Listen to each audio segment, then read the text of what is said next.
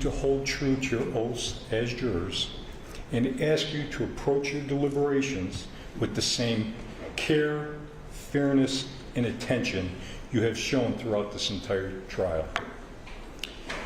As I stated at the beginning of this case, the prosecution was going to be putting in 4 body-worn cameras, 4 videos that captured the relevant portions of the events of this very, very tragic event. I then stated that we, Mr. Kieffer and I and Mr. Curley, were going to use those same videos that the prosecution has offered you to show you that Nick Kieffer is not guilty of the crimes he has been charged with. We also alerted you, ladies and gentlemen, that there were many, many people in these videos, and you have now seen that with your own 2 eyes. We ask you to pay very close attention to those videos, and I ask you to look for Nick Kieffer. See with your own eyes what Nick Kieffer's actions were, if any, and see if Nick is even present when the assaults on Mr. Brooks is taking place in that treatment room. Now, you have all seen the videos multiple times, and I personally have observed each and every one of you looking very, very closely at those videos and paying very close attention to them. And again, we thank you for that. We are now asking you to carefully deliberate on this matter. And remember, if you deem it necessary to view those videos again, simply send out a note to the judge. The judge will rule on that note, and I believe he will allow you to view those videos as often as you deem necessary to render your just verdict. Now, the New York Department of Corrections and Community Service, DOCS for short, is its own world. It has its own rules, it has its own regulations.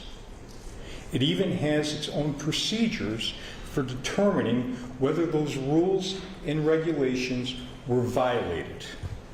And if they determine that their rules and regulations, not laws, rules and regulations were violated, they even have their own system for how to deal with such violations.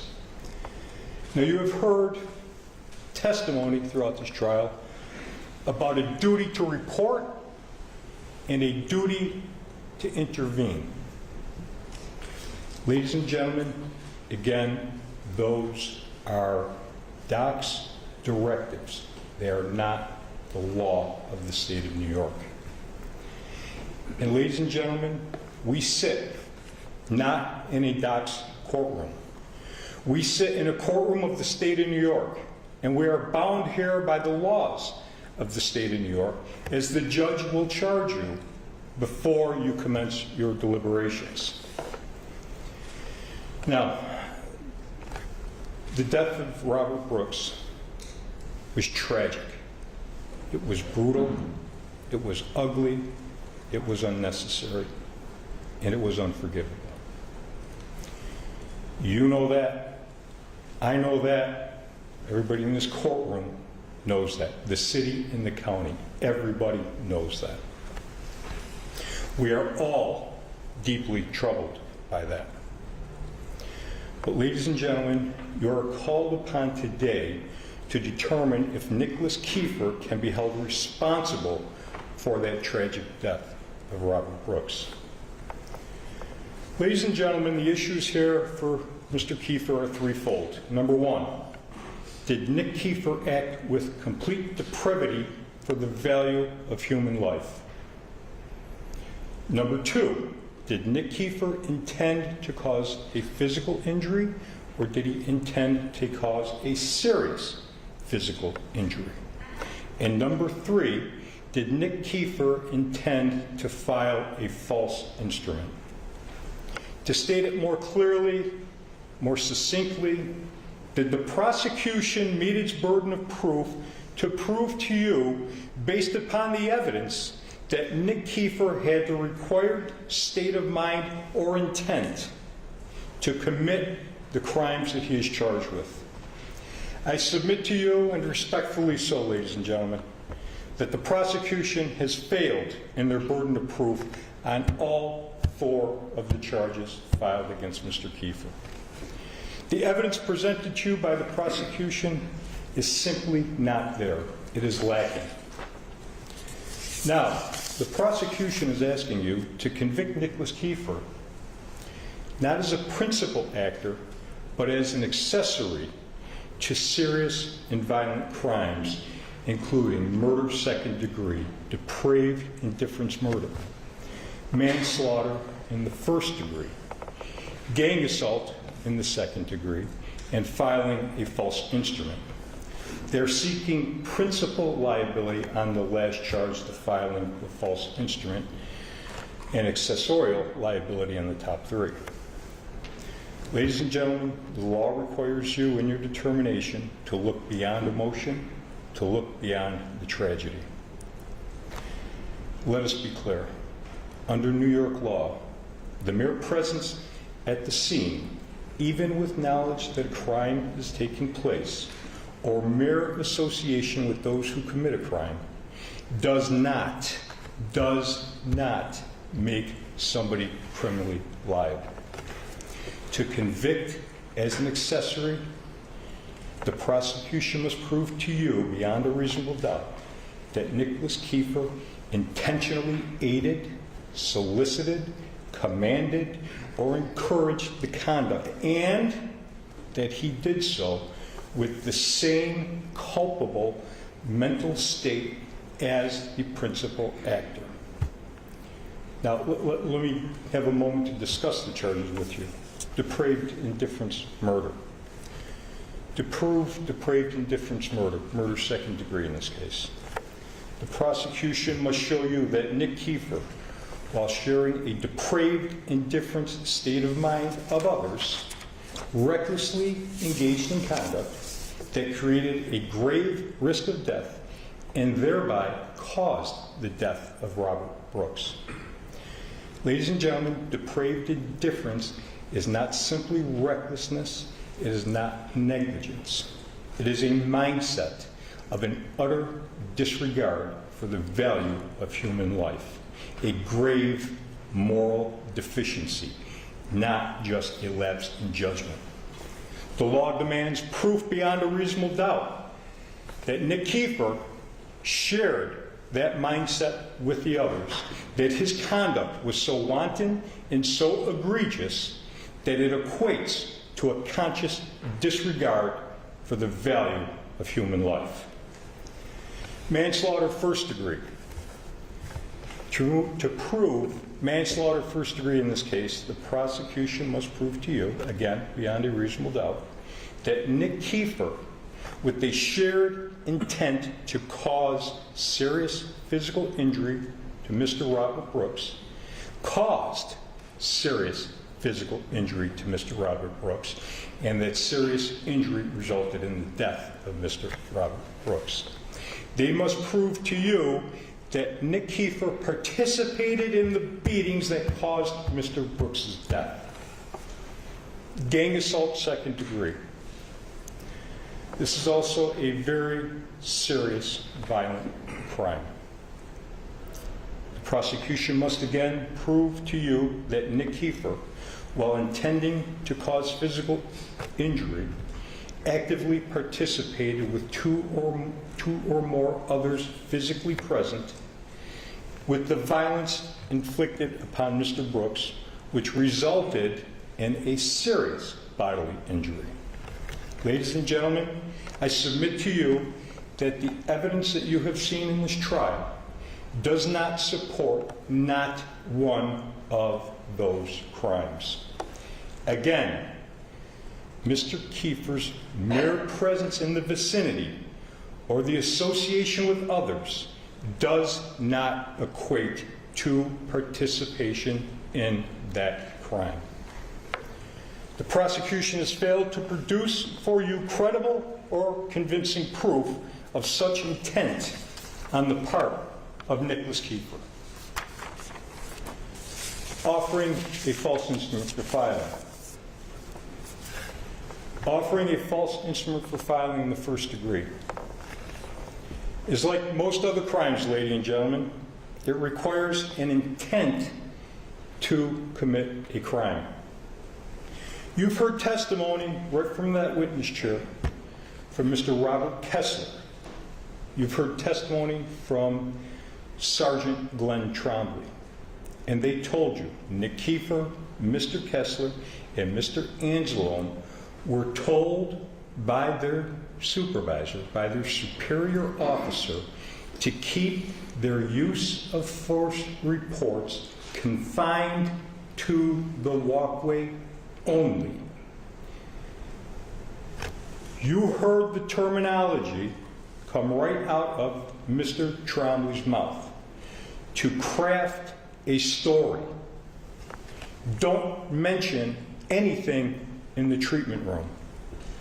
You heard Mr. Kessler testify that he didn't submit 1, 2, 3, he submitted 4 or 5 reports before he got his final report accepted. He told you that it was Sergeant Trombley who ultimately accepted that final report. On cross-examination, I asked him, Mr. Kessler, what happened to those first 4 or 5 drafts? I believe you heard his answer loud and clearly. He shredded them. They're gone, shredded. So, was the final report of Nicholas Kieffer an intent to commit a crime? Or was it an intent to merely get a final report that wouldn't be rejected or shredded, accepted by his supervisor? After all, you heard from Sergeant Trombley, a sergeant must sign off on the final reports. And you heard Sergeant Trombley tell you who that sergeant was that must sign off on the final report. And that sergeant was Sergeant Glenn Trombley. He had to sign off on the reports. He is the one that crafted the story. He, ladies and gentlemen, was the sergeant in charge. Allow me to take a moment and call your attention to the evidence in this case, or more aptly put, the lack of evidence in this case as it relates to Mr. Kieffer. You have all taken an oath to conduct your deliberations and reach your verdict free from bias, sympathy, or prejudice. In a case like this, ladies and gentlemen, we recognize that is a big ask. We understand that. But let's walk through the events before Mr. Brooks was taken into that infirmary treatment room at the Marcy Correctional Facility. What do we know from what the special prosecutor has presented to you? The prosecution has taken pains to bring to your attention that Mr. Brooks was not a large gentleman. He was not a large guy. And he only had one infraction in his doc's green file, his disciplinary history file while incarcerated. Only one disciplinary record. Ladies and gentlemen, that does not mean that Mr. Brooks was any less dangerous.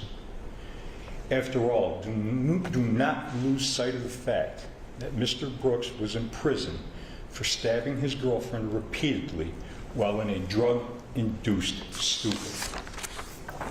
He's housed at the Mohawk Correctional Facility. While in the Mohawk Correctional Facility, Mr. Brooks was severely beaten by other prisoners with a padlock in somebody's hand on December 7th, 2024. He got beat. This beating resulted in facial injuries, swelling around his eye, bruising leading down to his jaw on the right side of his face. This beating caused the Mohawk Correctional Facility registered nurse to request he be seen at an outside hospital. You have the photos of his condition that the defense had put in as exhibits E, F, G, H, and I for your review. Recall the process to get a prisoner to an outside facility.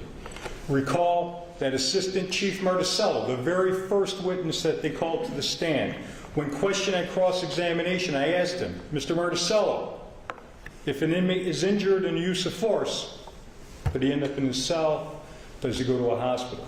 He told us the process. If they're injured in a use of force, they go to the facility PCU, primary care unit of the facility. They try to treat them there. If they need a higher level of care, they got a big TV screen called telemed. They'll go to telemed.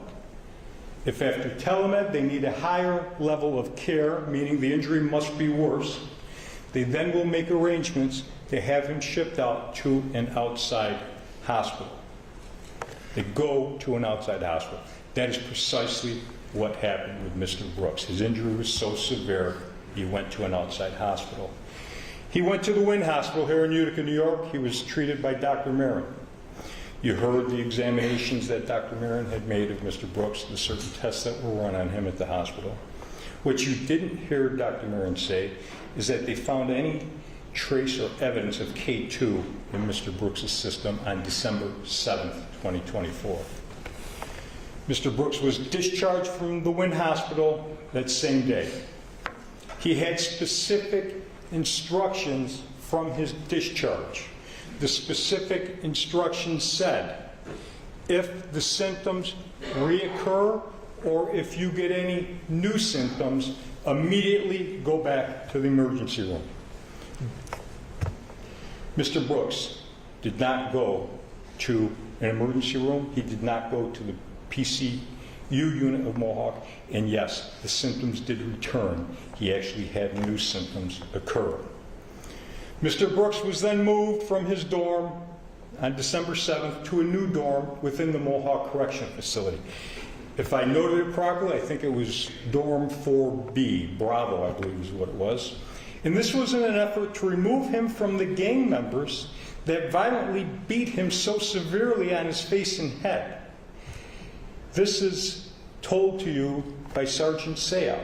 He was the sergeant at the Mohawk Correctional Facility. Mr. Brooks moves to his new dorm in the Mohawk Correctional Facility. Mr. Brooks has trouble in his new dorm at the Mohawk Correctional Facility. This is the very next day, ladies and gentlemen, December 8th, 2024. Mr. Brooks became sick. He vomited in his cubicle. He did not clean it up. Let's remember one thing, ladies and gentlemen. We're not talking about college dormitories here. We're talking about state prisons. Nobody cleans up for you in state prison. You're in a large room with 40 or 50 other inmates, prisoners, incarcerated individuals. If vomit stays on the floor for any period of time, it's unpleasant for everybody. Mr. Brooks was directed to clean up his vomit. Mr. Brooks did not clean up his vomit. Some other prisoners / gang members beat him up on December 8th, 2 times. One time with metal locks, plural, locks, in the sock. Mr. Brooks was ultimately able to get away. He got a mop, a bucket, and he cleaned up his vomit. The same thing happened the very next day on December 9th in the early morning hours. He got beat up yet again. Recall the testimony of the incarcerated individual that the DA called, Mr. Michael Peacock. Recall the testimony of Sergeant Sayal. They told you all that information. In fact, incarcerated individual Mr. Peacock told Mr. Brooks, look, man, if you're going to throw up, go in the bathroom, throw up in the urinal, flush it down. This way it doesn't bother anybody. Ladies and gentlemen, if Mr. Brooks could get to the bathroom to smoke cigarettes, he wasn't too sick to go there when he felt nauseated. If he was sick, why did he not get a sick pass, go to the facility's primary care unit? You heard Nurse Jennings tell you what the process was.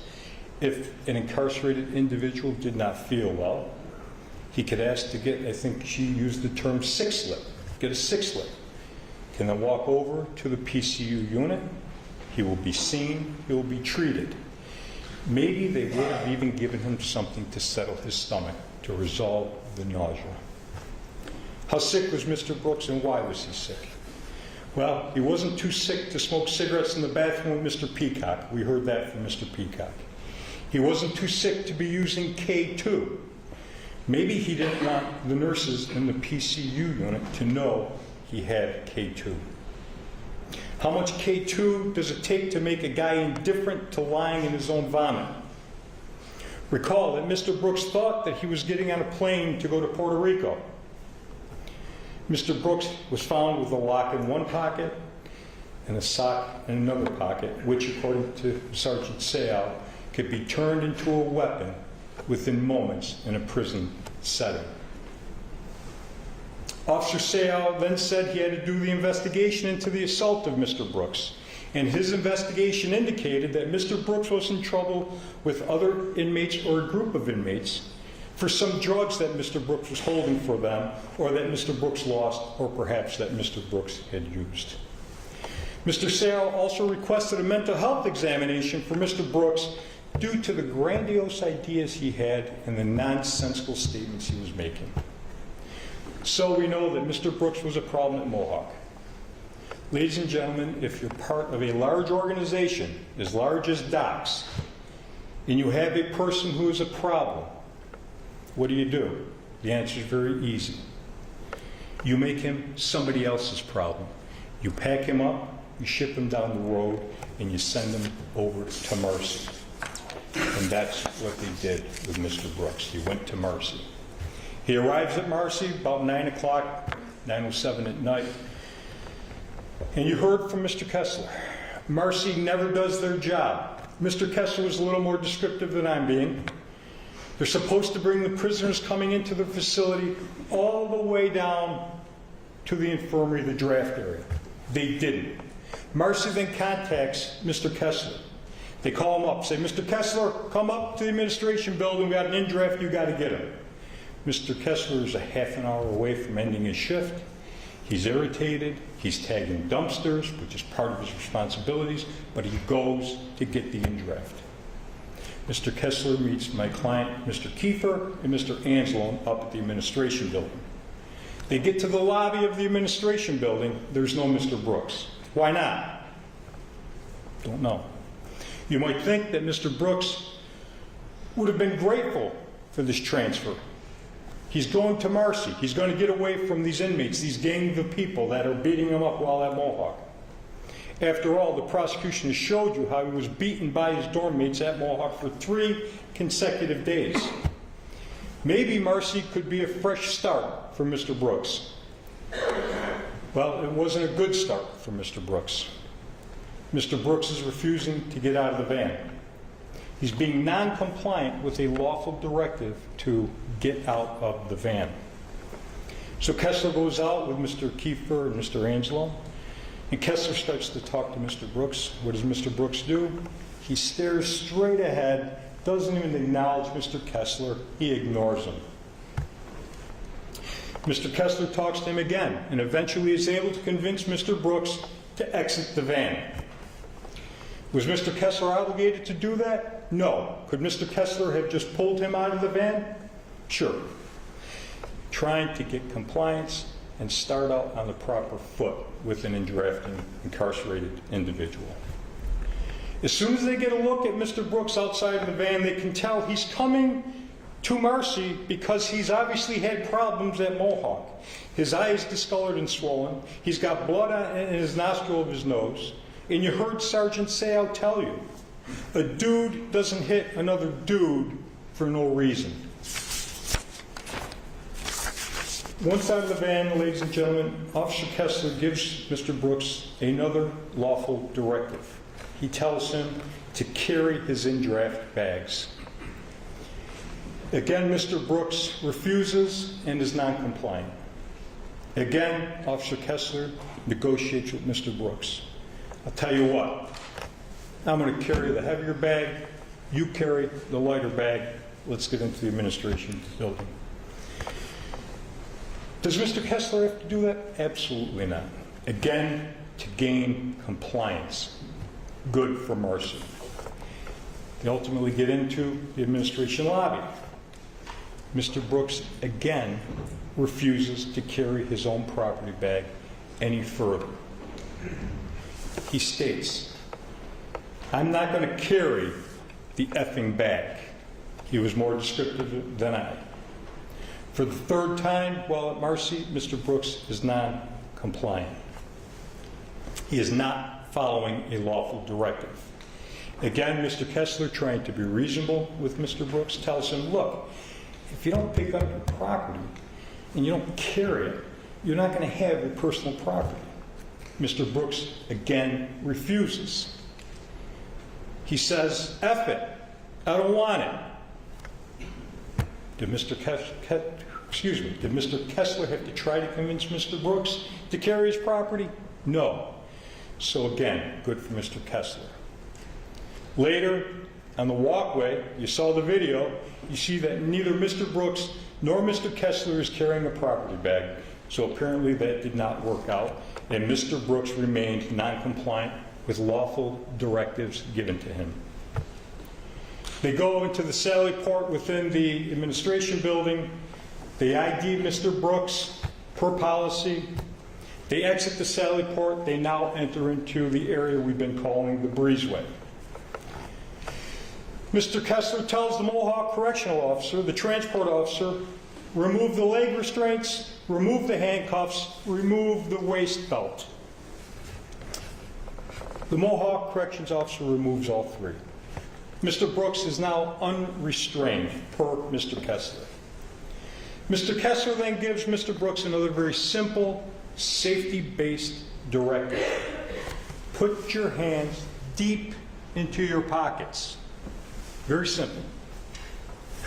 Again, Mr. Brooks does not comply.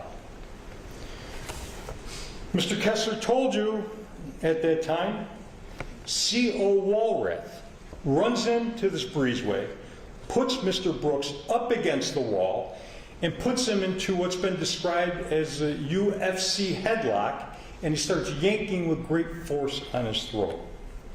Mr. Kessler told you, I have no idea what the hell just happened. I don't know why the hell Walrath did this. He had no idea. I submit to you, neither did Nicholas Kieffer have any idea why Mr. Walrath had done this. Did Walrath see something that maybe the others didn't see, or did he think he saw something?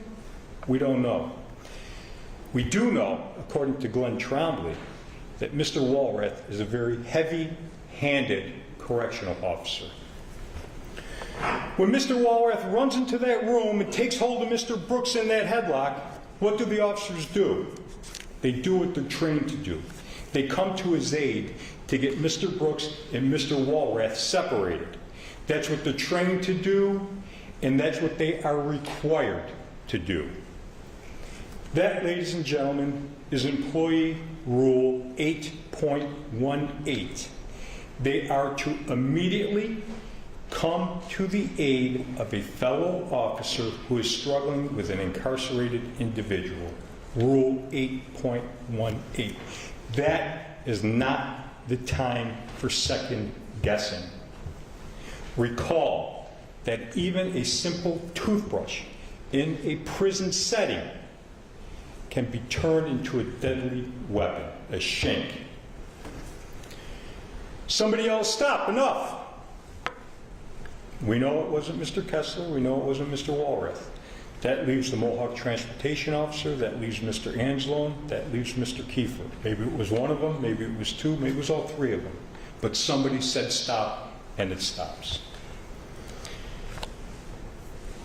Kessler said that he and the other officers, including Mr. Kieffer, got Mr. Walrath off of Mr. Brooks.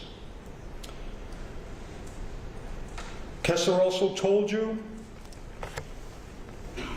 that he himself had struck Mr. Brooks multiple times, a peroneal strike, but he could not tell you what any other CO had done in that breezeway in that moment. Remember what Glenn Trombley told you. He told you that Mr. Kessler is a hothead. At any rate, Mr. Kessler told you on a question on cross-examination that this entire breezeway event lasted maybe 7 seconds, no more than 7 seconds. Mr. Kessler then testified that Mr. Kieffer told the Mohawk Transportation Officer he didn't see anything.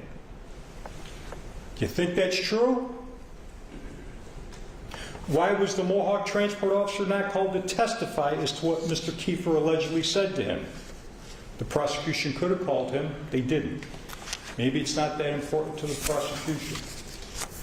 If what Mr. Kieffer actually said or didn't say is not important to the prosecution, I submit to you, ladies and gentlemen, it may not be that important for your deliberations.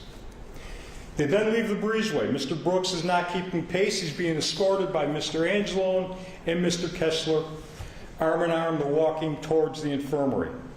Again, Mr. Brooks becomes non-compliant with a very simple lawful directive. Walk faster. They enter the man-trap area on the outside of the administration building. This is the big double doors, the Sally port outside. They get to the exit, Mr. Brooks sits down. They get Mr. Brooks back up to his feet, and they tell him, keep walking. Again, he does not keep pace. As Mr. Kessler told you, he was lagging behind. Recall, Mr. Trombley told you, as he was driving up, he saw the incarcerated individual turning his head back and forth and moving his arms while he's walking. Those were against the directives that Kessler had given Mr. Brooks. According to Mr. Kessler, Mr. Kieffer then says to Mr. Kessler and Mr. Angelone, put Mr. Brooks on the ground, he's going to pepper spray him. Why? To get compliance, to gain compliance with Mr. Brooks. He's been uncooperative since he's arrived at Marcy. Recall the sworn testimony of the Assistant Chief to the Office of Special Investigations, Mr. Christopher Marticello. He told you that when he was a corrections officer at the Green Haven Correctional Facility, at the beginning of his career, he had to use force several times. He told you when he had to use force on those several occasions, on each and every one of those occasions, he did it to gain compliance, not to cause injury. Ladies and gentlemen, that is precisely what Nicholas Kieffer had done, to gain compliance. Did Mr. Kessler tell you, stand this guy, or did Mr. Kessler tell you that Mr. Kieffer said, stand this guy back to the fence, I want to face him so I could pepper spray in his face? He did not say that. Did he tell you that Mr. Kieffer said, put Mr. Brooks on the ground face up so I could spray him in the face? No, he did not say that. They put Mr. Brooks on the ground, he went down to his knees, they laid him down on his chest, face down. Face down. Mr. Kieffer sprays the minimum amount of pepper spray. That apparently hit Mr. Brooks in the back of the head or the neck area.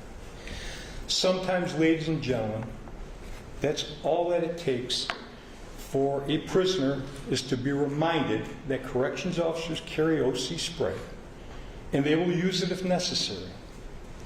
It certainly was the minimum amount of pepper spray.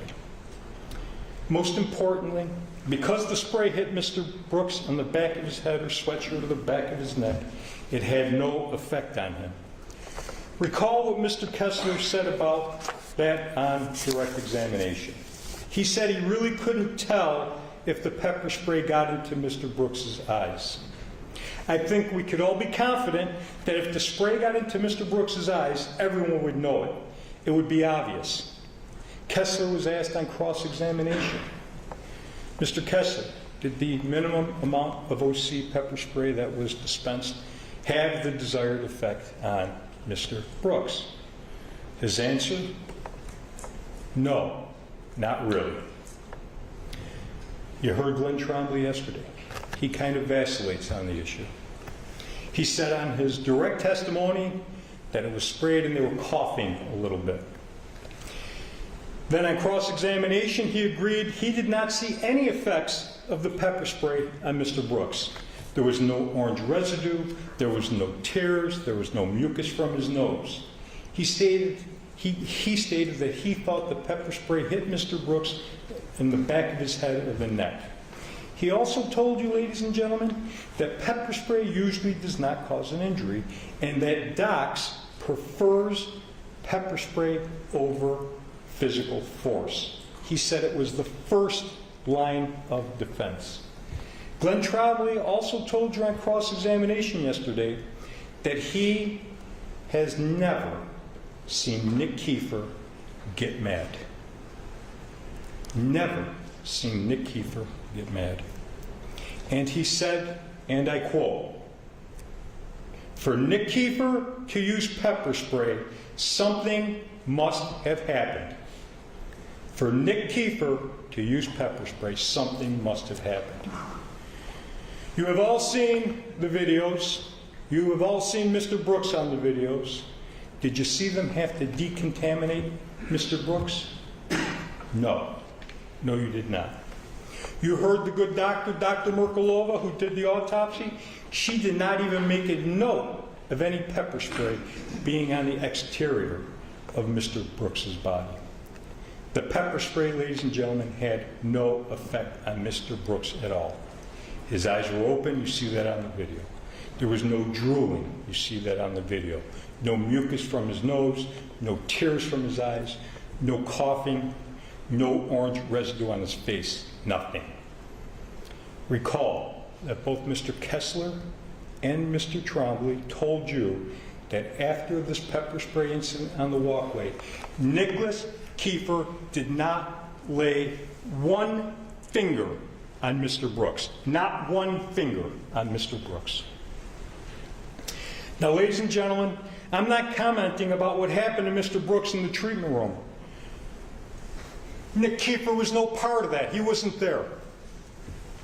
What I'm asking you to do is to review and evaluate the situation up until Mr. Brooks was carried into that infirmary building. It's unfortunate, but it's true. Mr. Brooks was a problem at the Mohawk Correctional Facility. Mr. Brooks was a problem at the Marcy Correctional Facility from the time he arrived there. Recall the state police investigator Sarah Neerhoof, if I'm pronouncing her name properly.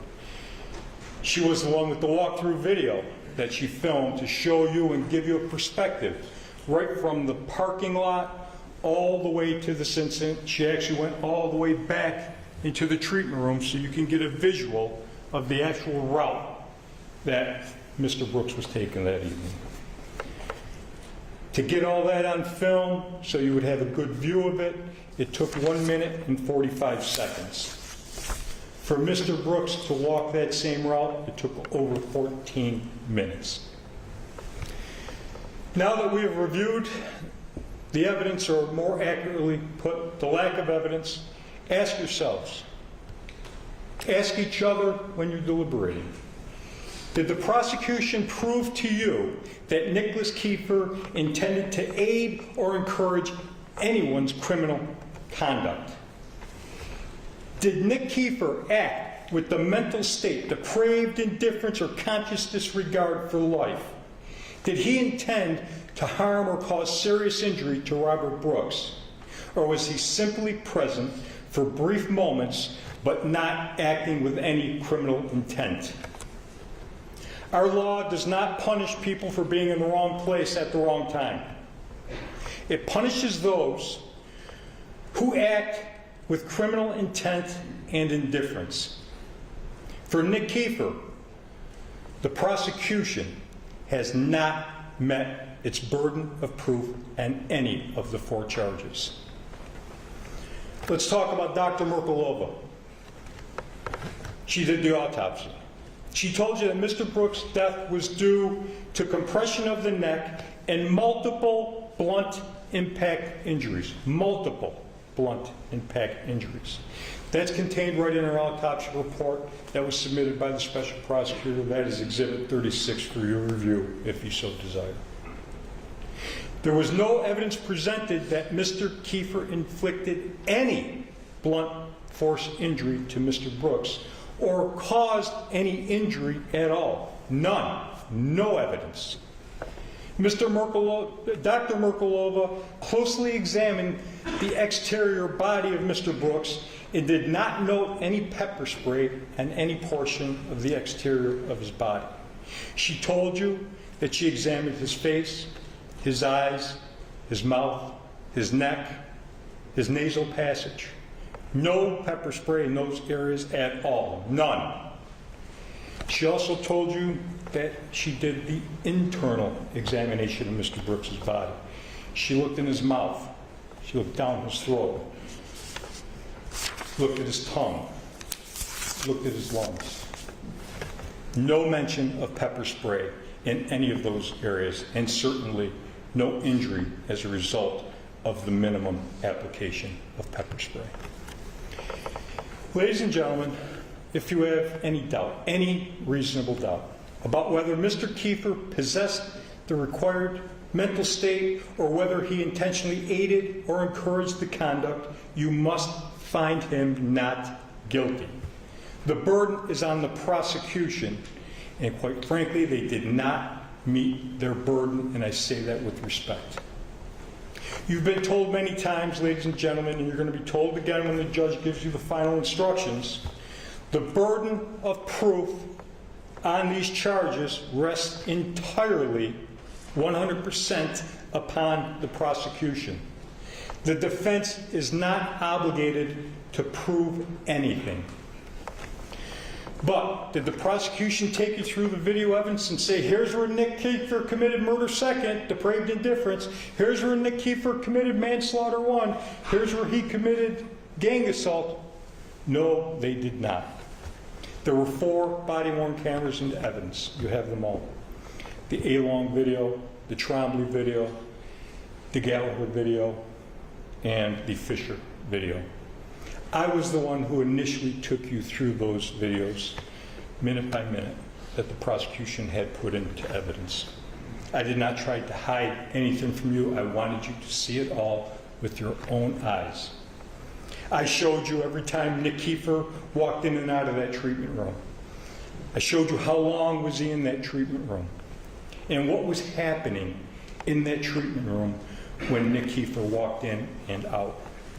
Nick Kieffer, ladies and gentlemen, was in there 4 times, and that's assuming you're counting his leaning through the threshold over to the counter to grab his body-worn camera and exit the room as 1. If you don't count that as 1, he's in there 3 times. At no time that he was in that treatment room was he in there longer than 16, 17 seconds. And at no time when he was in that room did he see, or do you see on the video, anybody punching, kicking, striking, assaulting, or other abuse on Mr. Brooks. Ladies and gentlemen, at the start of this case, Mr. Fitzpatrick assured you that he would prove to you that Nicholas Kieffer was a member of a gang of murderers. Did he? I submit to you he did not. Although they promised you they would, the prosecution has not shown you that Nick Kieffer acted with depraved indifference. There is no evidence that Nick Kieffer exhibited a wanton disregard for human life. The facts do not show that he consciously disregarded a grave risk, nor that he encouraged or aided anyone else in such conduct. Nick Kieffer was only present in that treatment room for mere seconds, very brief moments. But even if he had been in that treatment room for the whole time, his presence alone is not guilt. Unless Mr. Kieffer intentionally aided or encouraged the conduct, he cannot be held criminally liable as an accessory. The prosecution has not shown that Nick Kieffer intended to cause a physical injury to Robert Brooks, let alone prove to you that he caused a serious injury to Robert Brooks. In fact, the prosecution has not shown you that Mr. Kieffer caused any injury to Robert Brooks. Ladies and gentlemen, the prosecution's case relies on speculation and assumptions, not on concrete proof. You cannot convict on speculation. You must base your verdict solely on the evidence and the law as the judge will instruct you. Emotions play no role in this. As I stated, this case is a tragedy, but our justice system demands that we distinguish between those who are truly culpable and those who are not. Nick Kieffer did not act with depraved indifference. He did not intentionally aid or encourage the conduct that led to Mr. Brooks's death. Mr. Kieffer did not intend to cause a serious injury that resulted in Mr. Brooks's death. Mr. Kieffer did not intend to cause a physical injury when he was aided by two or more who were physically present to Mr. Brooks. And he did not intend to file a false statement. Ladies and gentlemen, the evidence does not support the prosecution's theory on all four of these charges. I ask you to return a verdict of not guilty on behalf of Mr. Kieffer. The prosecution's strategy in this case seems to have been charge them all and let the jury figure it out. You, the jury, let you guys figure it out. Well, ladies and gentlemen, on behalf of Nicholas Kieffer, I think you have figured it out. Nick Kieffer is not guilty of the crimes charged against him. Please tell that to this court. Please tell that to this community. Return a verdict of not guilty on behalf of Nicholas Kieffer. We once again thank you for your time and attention in this matter. Thank you very much. Thank you, Mr. Longer. Thank you, Your Honor. Mr. Fitzpatrick.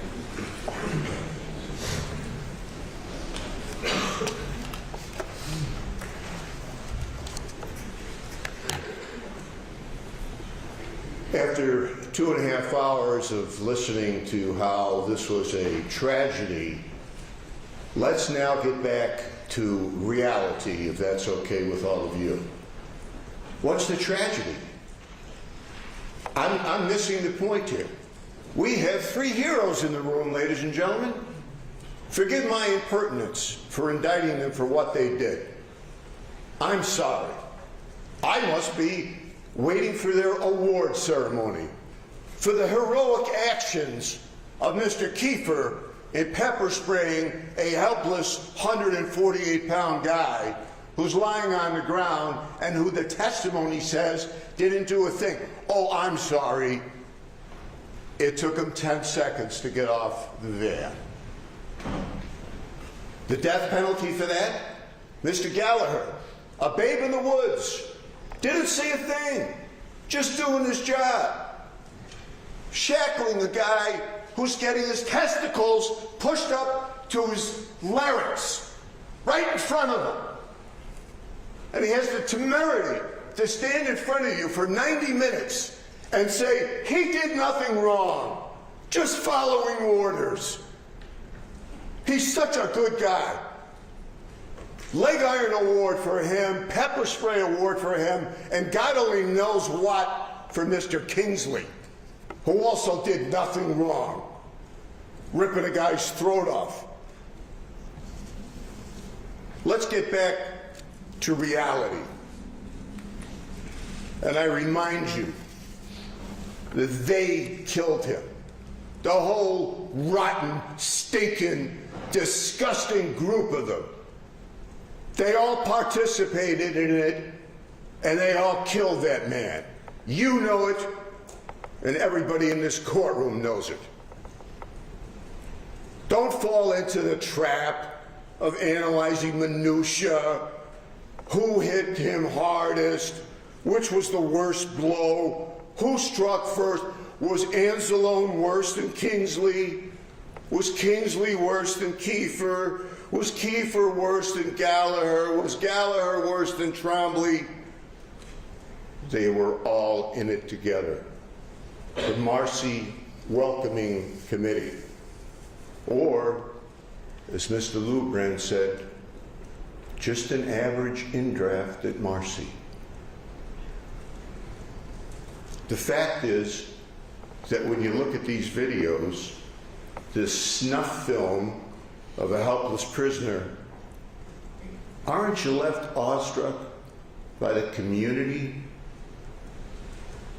The lack of panic, no sense of urgency by these three men or anyone else, the laughter, the almost calm serenity. I'm standing next to a guy dying.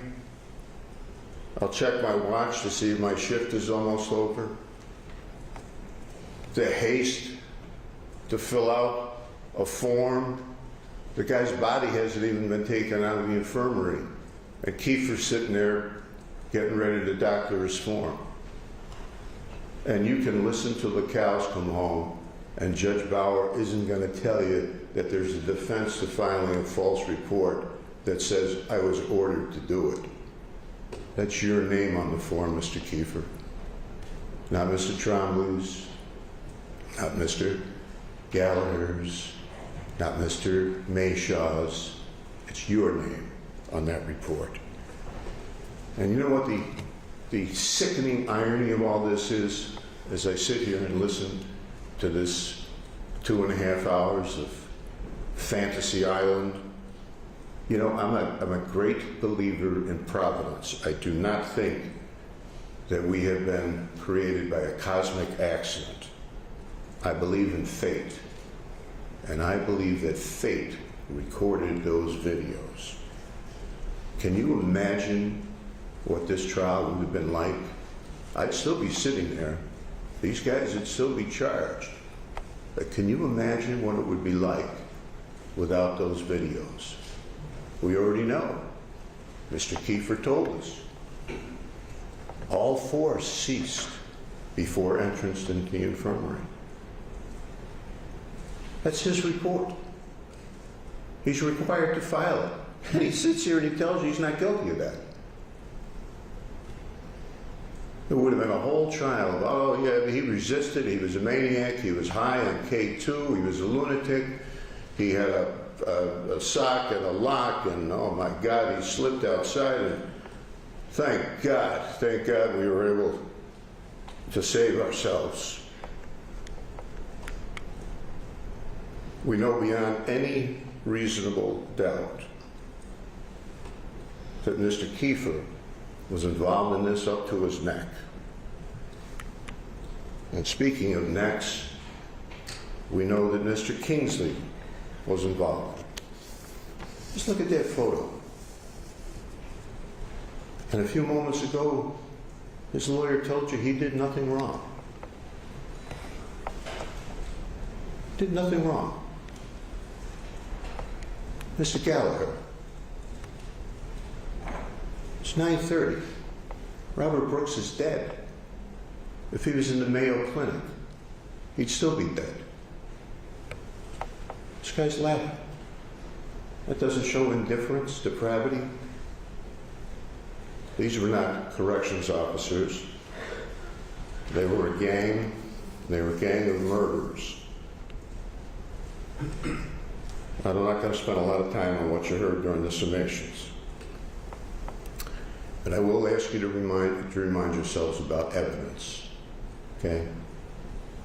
Evidence. I'm not going to tell you what so-and-so was thinking, what my client was thinking, or what he really went to do, or what he wanted to do, because if I stand here till doomsday and ask Tracy to read that back, she ain't going to be able to, because there isn't any evidence of that.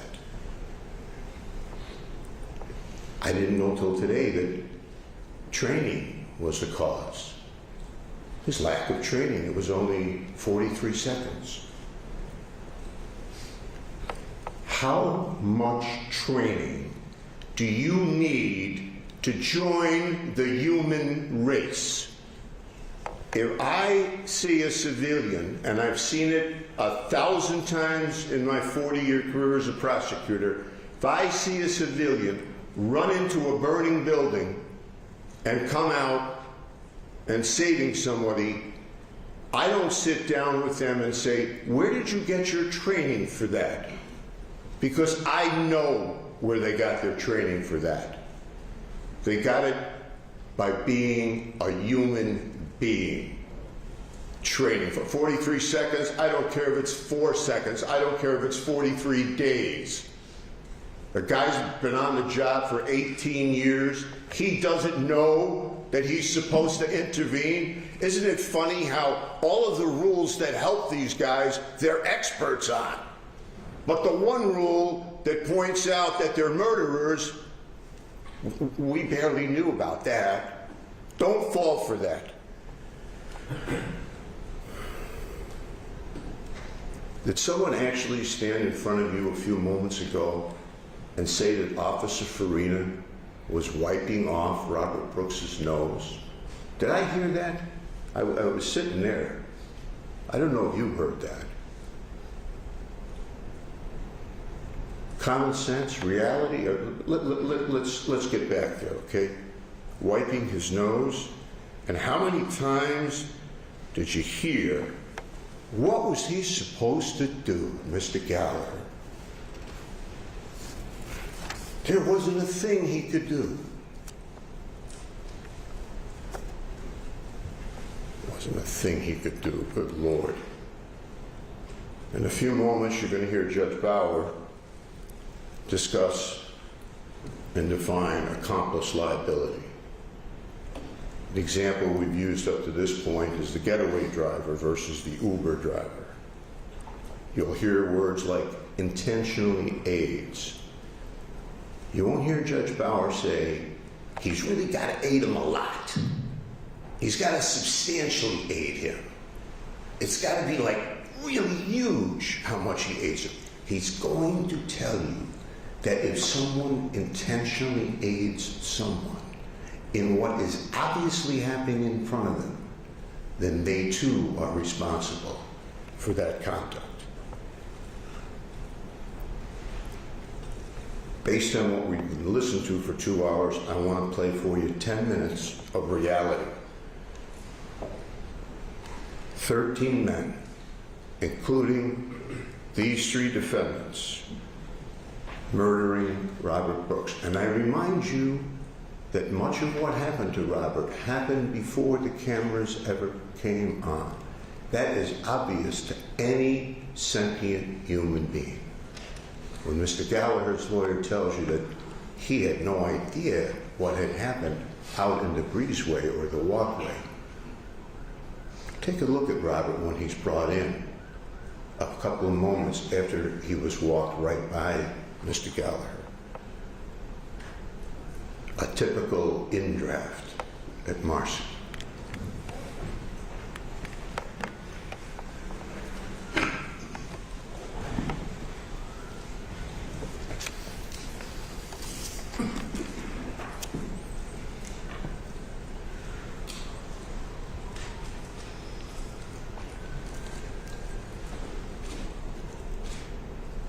Mr. Kieffer coming in with his pepper spray can, already having participated in the beating, according to the testimony of Officer Kessler.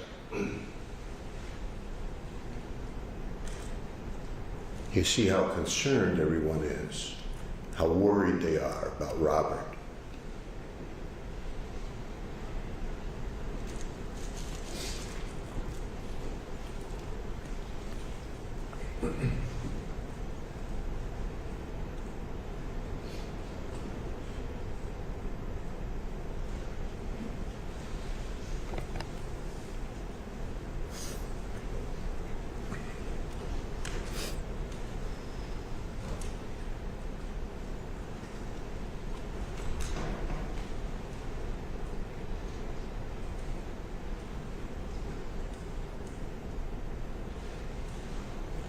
I had no idea there was anything wrong with Mr. Brooks.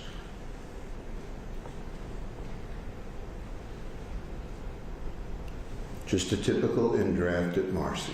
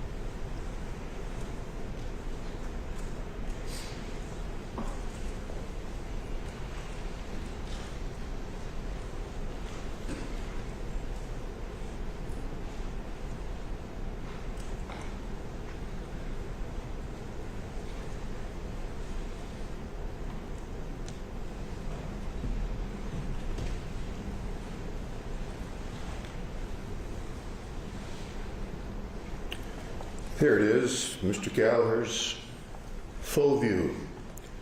They're just wiping his face, gently trying to remove the pepper spray.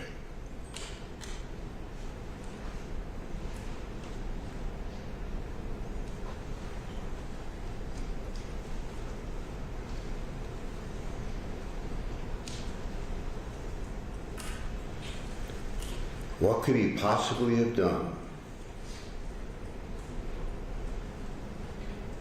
Maybe rejoined the human race and told these animals to stop? No.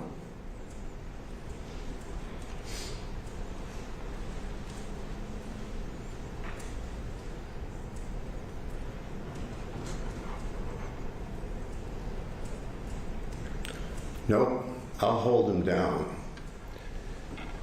and help Farina.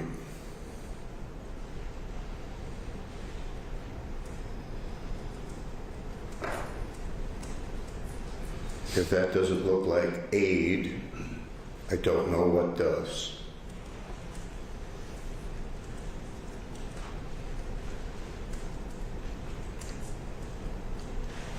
Weren't you expecting to see a violent kick from Robert based on what you heard during opening statements?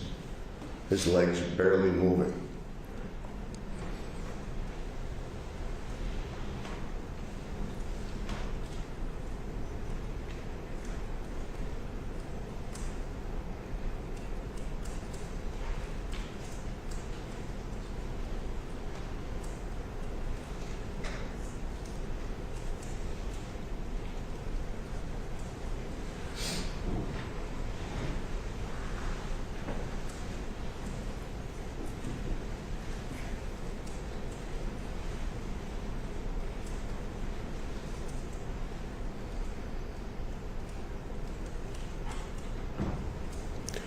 Now, let's take away the last possible line of defense that he has, his legs, and cuff them together so that Farina can stand on the chain and continue this beating.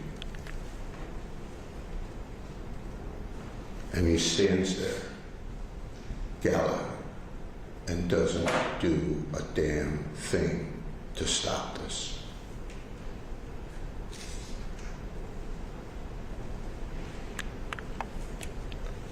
I'd show you all of that, ladies and gentlemen, from Mr. Galliher's body-worn camera, but coincidentally, apparently, as he went out into the cold and came back into the warmth of the infirmary, he zipped up his jacket.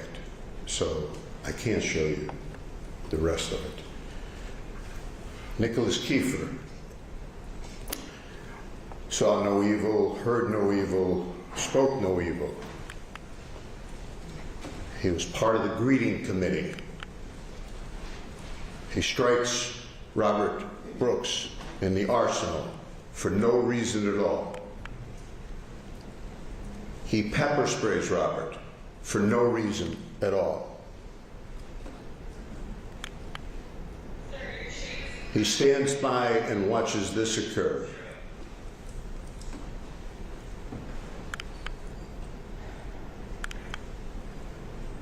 He follows the gang into the ER while Robert has clearly been beaten senseless.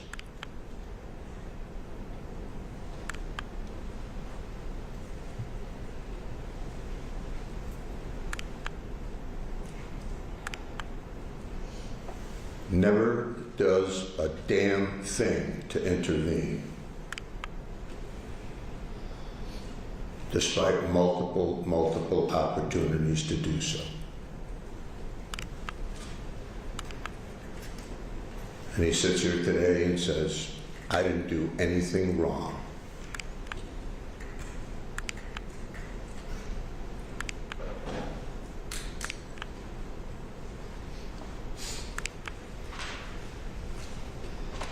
He even tried to go back in until he was finally ordered out.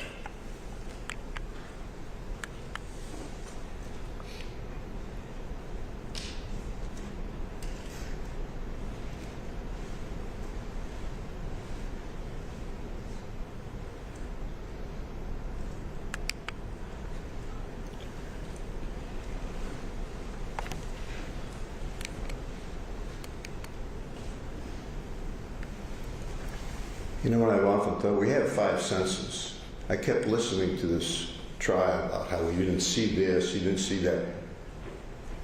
Are these people deaf? Do you think there was noises coming from that room that might have been indicative of the horror that was going on? And then he wrote a use of force report that he tells you isn't a crime. All force ceased.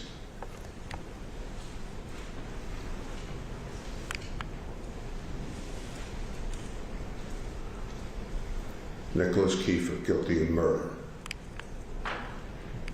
Mathew Galliher, I was just following orders. I didn't know nothing. I didn't know what I could do. I had been on the job 18 years. It's still new to me. I just don't know. I tried my best. I thought I'd get the leg irons to what? He's part of the greeting committee too. He watched what happened in the ER.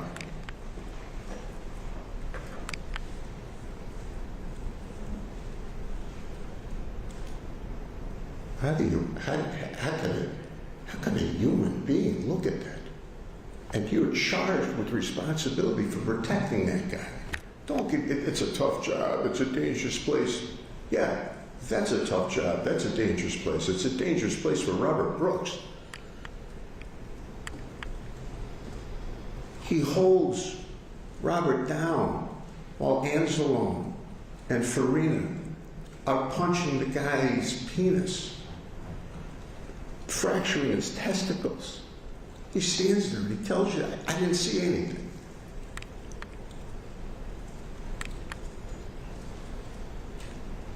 It's a guy beating him with a shoe.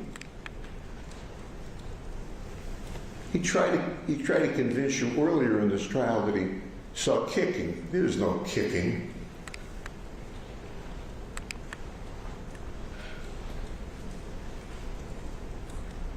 He bravely rushes out to his van.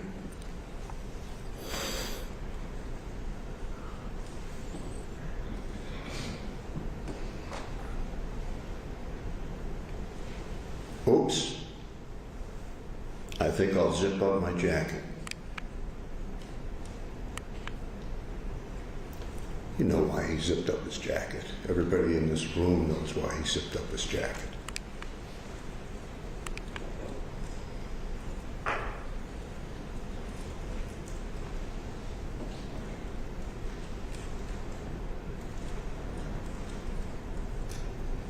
The next 9.5 minutes are blank.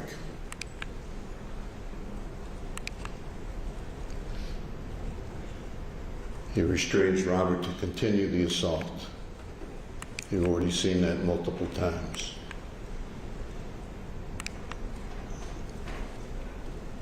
He yanks Robert's pants off, his final act of indignity to that dying human being. And then he tries to tell you it's regulations. Yanks him off like he's treating an animal.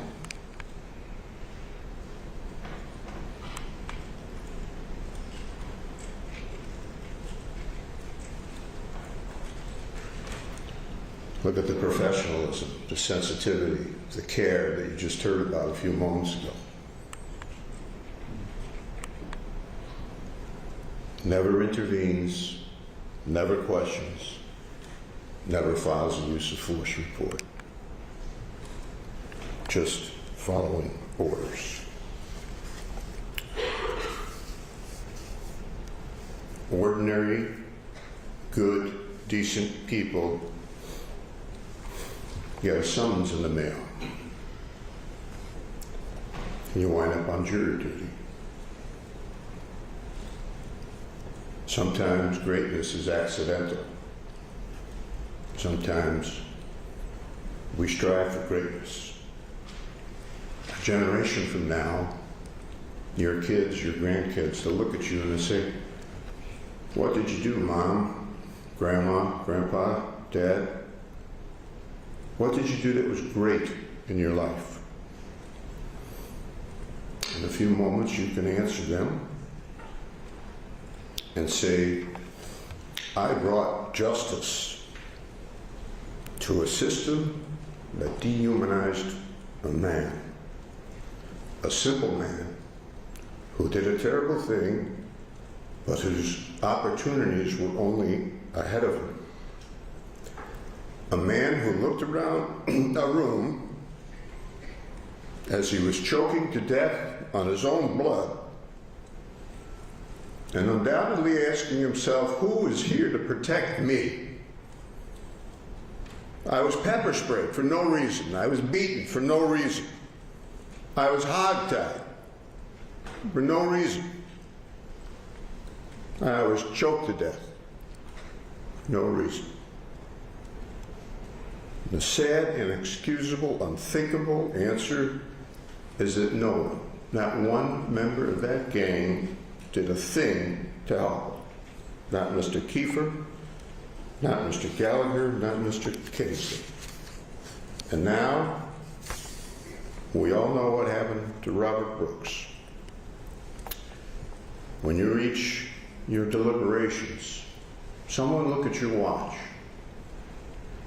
And when you get to 31 minutes,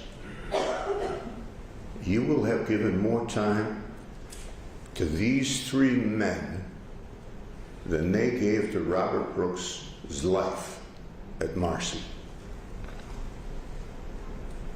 Murder in the second degree.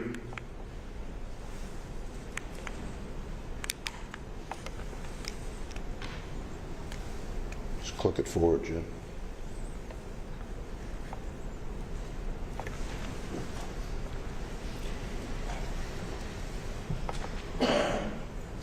Depravity, wanton disregard, indifference, manslaughter in the first degree, intent to cause serious physical injury, gang assault in the second degree, intent to cause only physical injury, causing serious physical injury, all acting in concert. The question for you is, was there a commonality of purpose? A design, not to kill. They're not charged with intending to kill. 5 times on his summation, Mr. Lubran told you that I was required to prove that his client intended to kill Mr. Brooks. 5 times. He's not charged with intending to kill Mr. Brooks. This was a gang with the express intent of dehumanizing Robert. We're not going to stand for such impertinence as failure to put your hands in your pockets. If you find that inhumanity, that depravity, which is obvious, frankly, the next question is, did the defendants aid in this dehumanization and this depravity?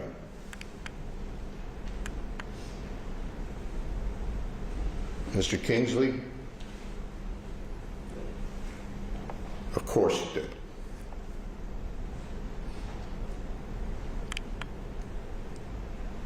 Mr. Kieffer? Of course he did. Mr. Galliher? Of course he did. The 3 of these men, Mr. Kieffer, Mr. Kingsley, Mr. Galliher, they were part of it, they joined it, they did it willingly.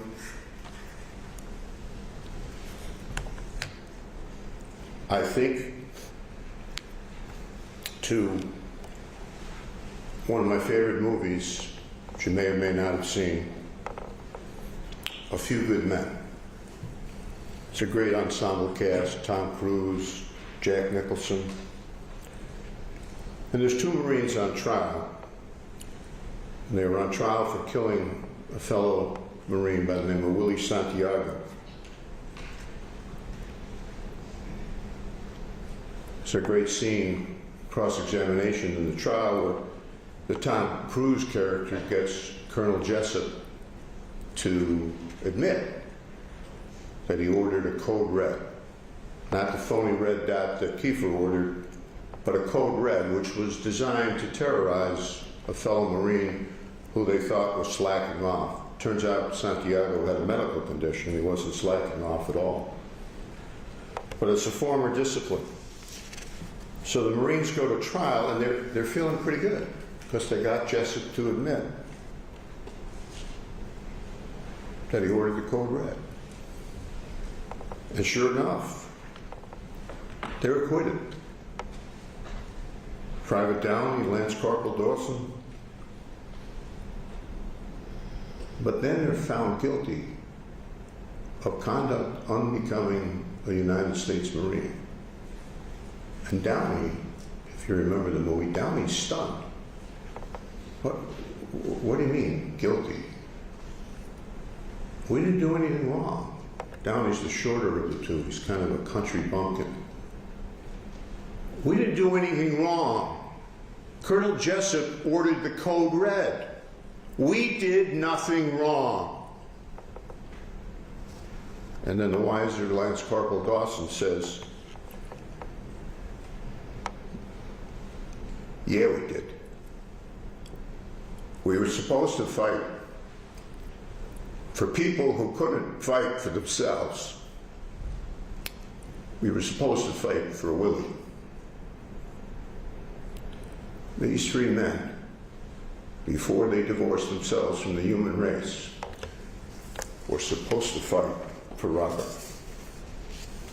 And justice demands that they be held accountable for the brutality of their actions and their inactions.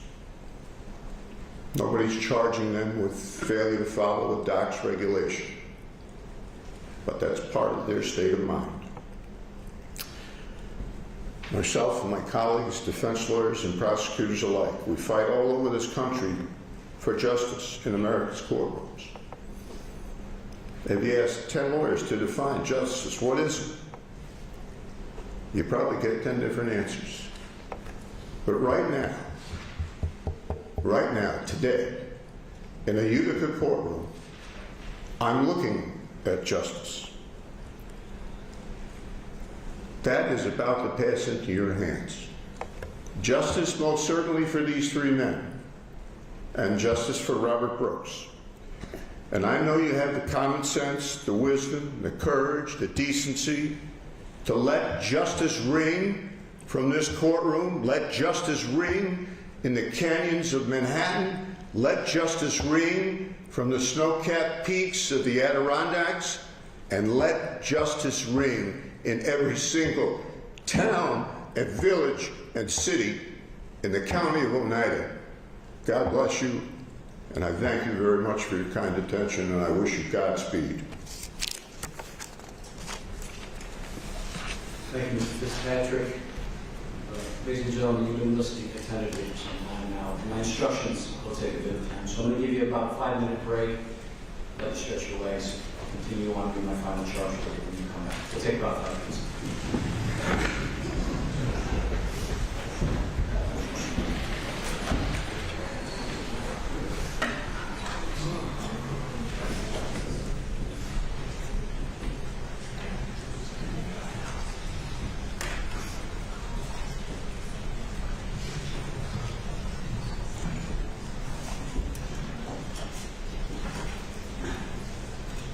Take 5 minutes.